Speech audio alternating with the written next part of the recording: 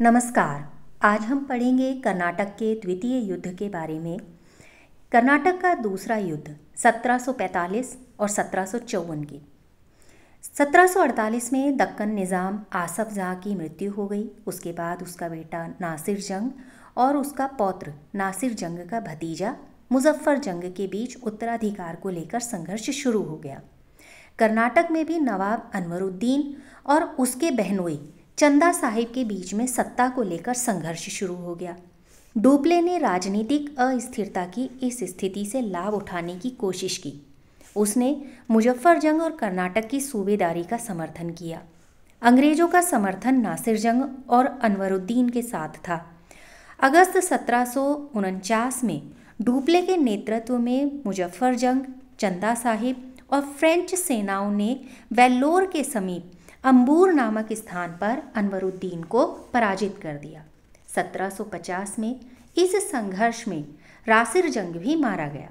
मुजफ्फर जंग दक्कन का सूबेदार बन गया और उसने डुप्ले को कृष्णा नदी के दक्षिणी भाग में मुगल प्रदेशों का गवर्नर नियुक्त कर दिया। उसके बाद 1751 में चंदा साहिब कर्नाटक के नवाब बन गए। इस प्रकार डुप्ले की योजनाएं सफल सिद्ध हुई, लेकिन जल्दी ही उसके समक्ष कुछ गंभीर चुनौतियां आने लगीं।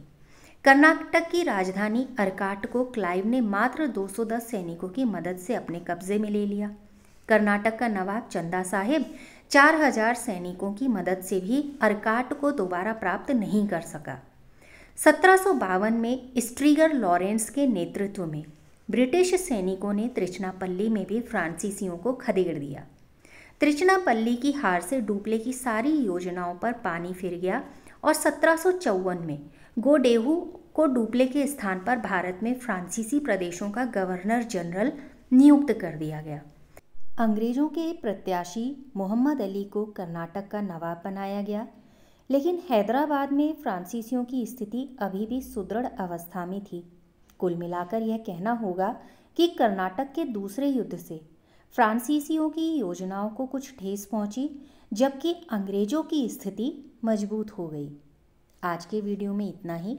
अगले वीडियो में जानेंगे कर्नाटक के तृतीय युद्ध और इससे संबंधित फ्रांसीसियों की असफलता के कारणों को। नमस्कार।